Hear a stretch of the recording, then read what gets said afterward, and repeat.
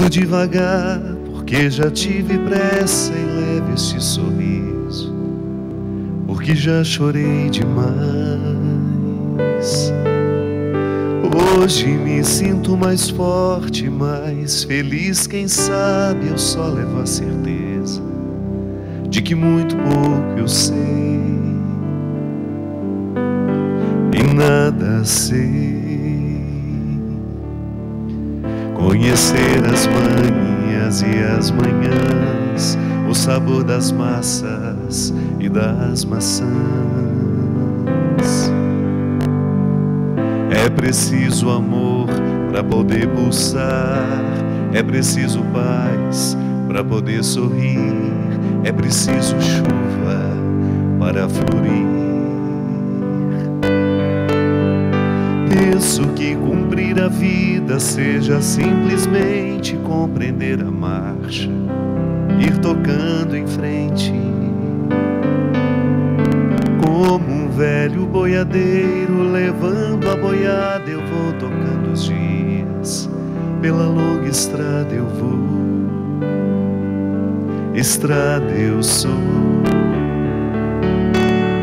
Conhecer as manhãs e as manhãs, o sabor das massas e das maçãs. É preciso amor para poder pulsar, é preciso paz para poder sorrir, é preciso chuva para florir. Todo mundo ama um dia, todo mundo chora um dia. A gente chega e no outro vai embora. Cada um de nós compõe a sua história e cada ser em si carrega o dom de ser capaz e ser feliz. Conhecer as manhãs e as manhãs, o sabor das massas e das maçãs. É preciso amor para poder pulsar, é preciso paz para poder sorrir, é preciso chuva para florir. Ando devagar porque já tive pressa e levo este sorriso, porque já chorei demais. Cada um de nós compõe a sua história e cada ser em si carrega o dom de ser capaz e ser feliz. Muito boa noite, é com muita alegria, muita satisfação que nós começamos mais um programa Direção Espiritual. Obrigado a você que nos acompanha, que nos permite este encontro, para mim sempre tão sagrado, uma oportunidade ímpar de ser padre para o meu povo, de estar com o meu povo, de fazer desse curto espaço de tempo uma oportunidade para a gente poder refletir a nossa vida. Uma vida bem vivida passa, sobretudo, por uma vida bem refletida. Às vezes eu fico pensando, gente, que muitos dos nossos sofrimentos, eles justamente acontecem e muitas vezes nos dominam pela nossa falta de reflexão. Como uma boa reflexão nos ajuda a colocar as coisas no lugar, as coisas no lugar certo, e estando no lugar certo, é como se a harmonia retornasse, né?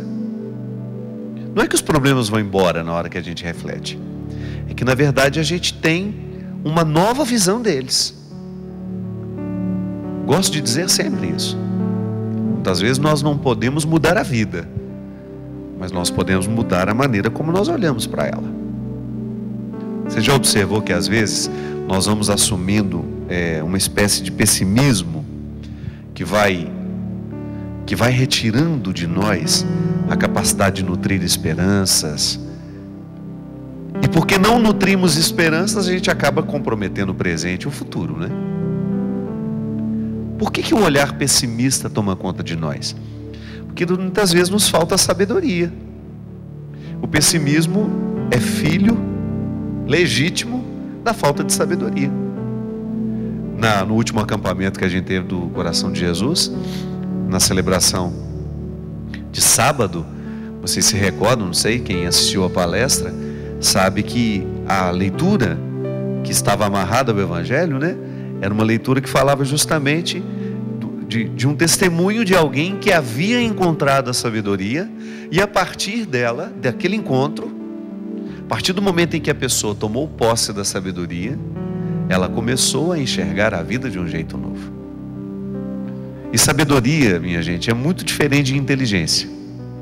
Às vezes nós encontramos pessoas muito inteligentes, mas não são sábias. E às vezes nós encontramos pessoas muito sábias que nem são tão inteligentes assim, não é? É interessante, a sabedoria é uma via que nos chega pela própria experiência. A vida vai nos dando, se nós soubermos recolher diariamente essa sabedoria. É um fruto natural que Deus nos concede toda vez que honestamente nós decidimos viver. Essa música eu gosto muito, uma composição de parceria entre Renato Teixeira e Almir Sater, né? Dois grandes mestres da música popular brasileira. E gosto muito da maneira poética como que esses dois poetas, né, fazem essa letra ter tanto significado na nossa vida. Para mim ela é religiosa. Eu acredito mesmo nisso. É impressionante como as frases dessa canção têm uma profunda conexão com a realidade. Ando devagar porque já tive pressa, e leve este sorriso porque já chorei demais. Como isso é verdade na vida de tanta gente. Na minha é. Os sorrisos mais verdadeiros que nós podemos sorrir, eles são nascidos de superações, de sofrimentos que nos doeram demais, de sofrimentos que nos jogaram no chão, que nos retiraram definitivamente a vitalidade, mas que depois de superados, como Ele autoriza o sorriso. Como Ele traz verdade para o nosso sorriso. E eu sempre gosto de observar as pessoas que sorriem de verdade. Se ali existe um sorriso de verdade, é porque um dia houve uma lágrima de verdade também.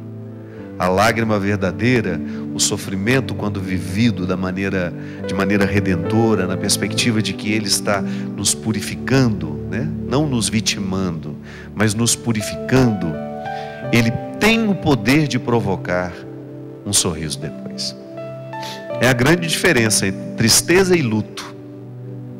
O que é a tristeza? Muitas vezes a tristeza ela nasce de quando nós nos sentimos inadequados com aquilo que nós desejamos para a vida e com aquilo que realmente nos acontece. E essa tristeza muitas vezes ela é infértil, ela não nos leva a lugar nenhum. Diferente do luto, porque o luto já é um processo. Quando nós sofremos uma perda, quando alguma coisa nos acontece, e não é só morrer alguém, né? Quando algo nos acontece e nos retira essa vitalidade ou prejudica a nossa harmonia, imediatamente nós iniciamos um processo de luto que pode ser acelerado, nós podemos intensificá-lo ou não. Tudo vai depender da nossa disposição de lidar com aquilo que a gente perdeu. Mas o que é o luto? É um processo psicológico de reação do próprio sistema humano, poderia dizer. É impressionante como o nosso instinto de sobrevivência, ele age. De repente você foi machucado, aquilo te dói, aquilo te machuca, aquilo te causa um sofrimento terrível, mas você sente que alguma coisa dentro de você já começa a recrutar forças para que você tenha condições de ir adiante. Isso é o processo do luto, que eu tenho certeza que é um dom de Deus em nós. Quando você olha para a vida de algumas pessoas que precisaram enfrentar perdas terríveis, sofrimentos que a gente consideraria impossíveis de serem superados, e você vê aquela pessoa depois em pé, dando conta da vida, você fala, não, só Deus mesmo. Só Deus. Mas a gente precisa dar essa brecha, né, para que Deus nos ajude a recrutar esse luto, para que a gente saia dessa tristeza mórbida que muitas vezes nos faz ficar lamentando o tempo todo, com espírito de vítima, para assumir esse luto que é redentor. Isso é um cuidado que a gente precisa ter, né? Na nossa vida, diariamente nós teremos de fazer essa escolha. Ou eu fico com as minhas tristezas, ou eu entro no processo do luto. Se eu optar pelas minhas tristezas, eu corro risco de passar boa parte da minha vida, ou desperdiçar um tempo precioso na minha história, de maneira infértil, sem produzir absolutamente nada de bom, sem promover o bem naqueles que passam por mim. Ou então eu posso fazer a opção pelo luto. Eu vou viver o processo. E eu quero superar aquilo que está me causando dificuldades. Veja bem você, o luto, ele é um processo, é mais honesto escolhê-lo. Porque você vai se beneficiar, e você vai beneficiar o outro que está ao seu redor, e ao mesmo tempo você vai se respeitar. Porque não tem nada pior nessa vida que quando a gente está com motivo para chorar e o outro vem dizer que a gente não deve chorar. Vem, não chora, não faça isso. Não, pelo amor de Deus. O luto é um direito nosso. Se eu estou machucado, eu preciso viver o processo de recuperação daquilo que me machucou. Eu não sou interruptor de luz que apaga e acende de acordo com a vontade do outro. Não. Eu tenho meu luto. Eu vou organizar o meu luto. De repente eu tive um desentendimento com você, Cristian. Boa noite. Aliás, você me causa muitos aborrecimentos. Vive de férias. O Cristian, estou dando um exemplo. Hoje eu e Cristian tivemos uma discussão terrível. Então, quando saímos daqui, ele está chateado comigo, eu estou chateado com você. Isso é cristão. Quando eu me sinto chateado com alguém, se você me machucou, é cristão eu ter o direito de organizar o meu luto. É cristão você ter o direito de organizar o seu luto. Como é que nós organizamos o luto? Quando é alguém que nos machucou, alguém que nos magoou. Você colocar o seu coração na perspectiva do perdão. Ou então, Cristian, nós temos a opção de ficar amargurados, sempre chateados e levar essa vida inteira. O Cristian já fez a bala comigo. Aquele tipo resmungão que fica a vida inteira lamentando o que de ruim aconteceu. Você já observou que às vezes você faz isso com você?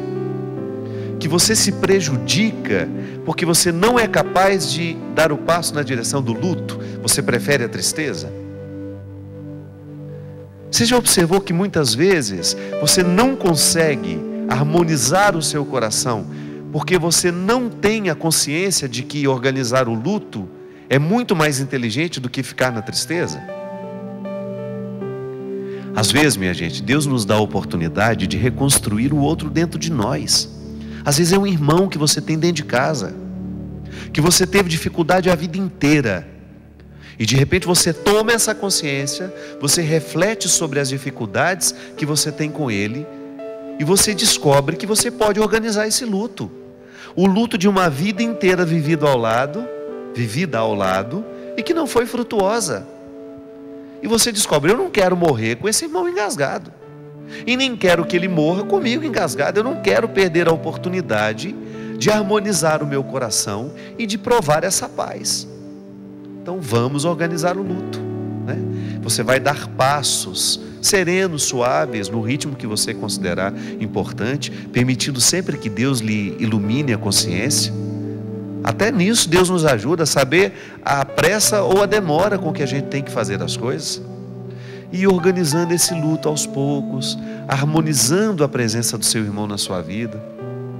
Às vezes nós vamos fazer isso com o pai, com a mãe, com todos os relacionamentos que muitas vezes são difíceis para nós. Ao invés de ficar lamentando, lamuriando, tristes, nós vamos dar passos na direção do luto. Isso é viver o refrão, né, dessa música. Que cada um de nós traz o dom de ser capaz de ser feliz. não é mágica, não é um milagre que acontece da noite para o dia. Essa felicidade, ela acontece na nossa vida à medida em que nós somos honestos, em que nós refletimos aquilo que realmente nos infelicita e escolhemos: vou ficar com as tristezas ou eu vou dar um passo na direção da organização desse luto? Espero que você faça a segunda opção. É muito mais inteligente, é muito mais frutuosa. E você, sem dúvida, vai experimentar a teoria na vida prática. Sabe essa teoria, esse conjunto de palavras que nós estamos aqui dizendo a respeito do que seja organizar um luto? Na hora que você viver isso na sua prática, você vai entender que essa teoria, ela é verdadeira. E ela faz um efeito maravilhoso, ela causa um efeito, uma transformação maravilhosa na nossa vida. Pois é, estamos muito felizes, né? Estar aqui. Muito obrigado, Sr. Christian. Hoje eu tenho uma notícia muito agradável. Nós estamos com uma iniciativa. Nós lançamos um site na semana passada. Vocês já me escutaram falar no Twitter, no Facebook. www.lojasacra.com.br. Repetindo, www.lojasacra.com.br. Esse sitezinho, gente, não é um sitezinho, ele está começando pequenininho e a gente quer que ele cresça, né? Sitezinho é de maneira carinhosa de dizer. É uma iniciativa para a gente ter produtos que evangelizam a partir do meu trabalho. Então é um site oficial de produtos que nós vamos produzir ao nosso modo, de acordo com as nossas, com o meu jeito de ser. Então estou com um grupo de amigos me ajudando neste trabalho. E nós começamos com camisetas, com frases minhas. Você sabe que nós tivemos a camiseta do Queremos Deus. Temos hoje uma muito bonita aqui que eu quero mostrar para vocês, que é uma frase minha que eu gosto muito, muito simples. Rezar é ser recebido por Deus em audiência particular.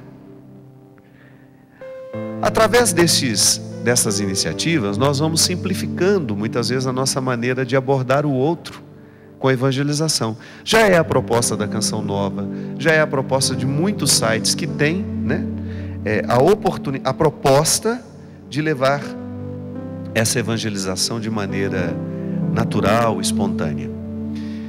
E nós queremos, com esse site, produzir material que possa também ajudar na evangelização. Vai ter uma dimensão social tudo isso também, uma forma que nós vamos ter de ajudar instituições que precisam de ajuda também e ao mesmo tempo evangelizar. E claro, ser o sustento dessas pessoas que estão empenhadas a me ajudarem neste emprego, né?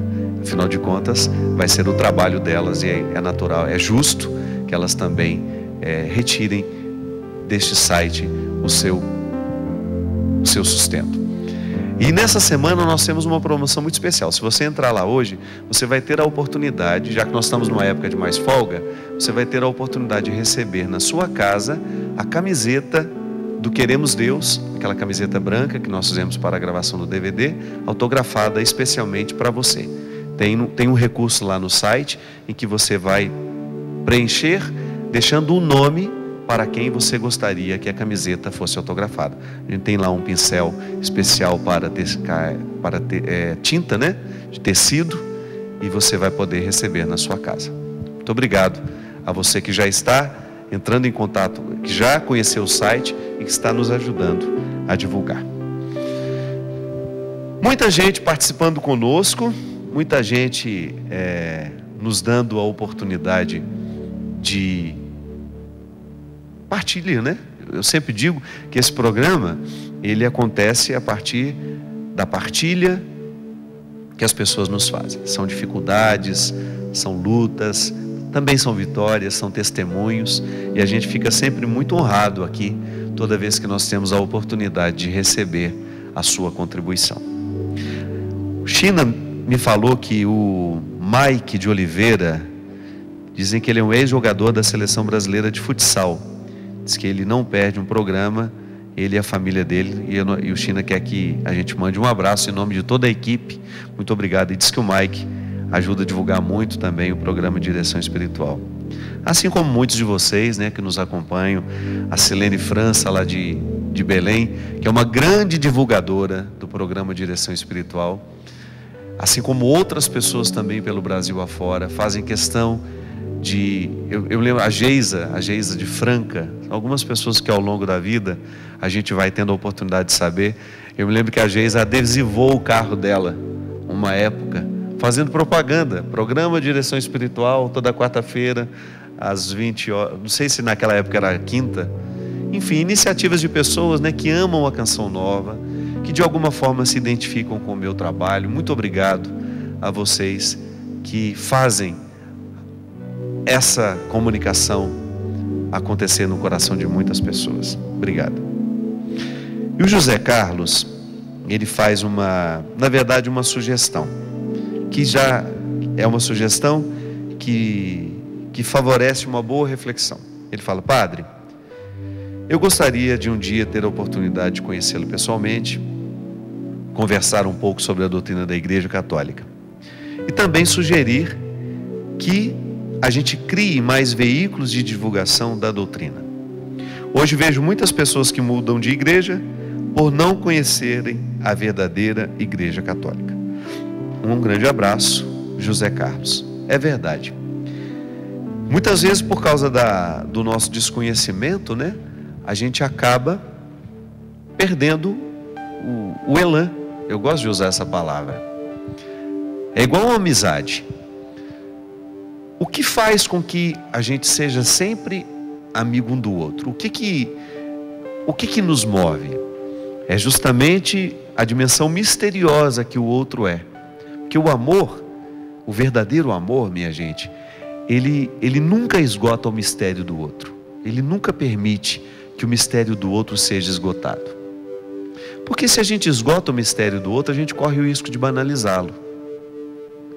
Muitas vezes as amizades, elas entram em crise porque a gente atenta contra o mistério do outro. A gente acha que sabe tudo sobre o outro, né? E a gente já diz tudo muito pronto para ele, como se ele fosse muito fácil de ser dissecado, né? Como se ele fosse um cadáver. Não, não é assim. Nós chegamos a vida nos ensina, né? A vida nos faz concluir de que o que nos mantém interessados é justamente a preservação do mistério, mas um mistério que nos coloca o tempo todo na perspectiva do conhecimento. Porque se eu tenho um mistério que me instiga, eu quero conhecê-lo. Volto a dizer, não se trata de esgotar, de dissecar o mistério. Se trata de nós caminharmos na perspectiva do conhecimento que nos faz cada vez amantes daquele mistério que não se esgota e que ao mesmo tempo nos alimenta. O amigo é assim. Um verdadeiro amigo, ele vai ser a vida inteira. A verdadeira amizade vai durar a vida inteira, porque toda vez que nós nos encontrarmos, ainda que a gente já saiba muito um do outro, o mistério que o amor faz, que seja preservado, nos faz querer estar ao lado, nos faz querer estar juntos. O casamento é assim também, né? Infeliz daquele casal que já está banalizado, que já tirou do outro, né, o direito de ser misterioso, que não é, a palavra misteriosa, ela pode parecer perigosa, né? Mistério é aquilo que está preservado, que tem um valor, que não pode ser banalizado. Ele resguarda, ele é misterioso porque ele faz com que os nossos olhos sejam sempre atraídos na dimensão daquele mistério. Eu concordo, José, que muitas vezes nos falta o conhecimento do mistério cristão. Aliás, no acampamento do Coração de Jesus, nós falamos sobre isso quando nós celebramos São Justino. Como é importante nós darmos passos concretos no conhecimento da verdade teológica, da verdade cristã.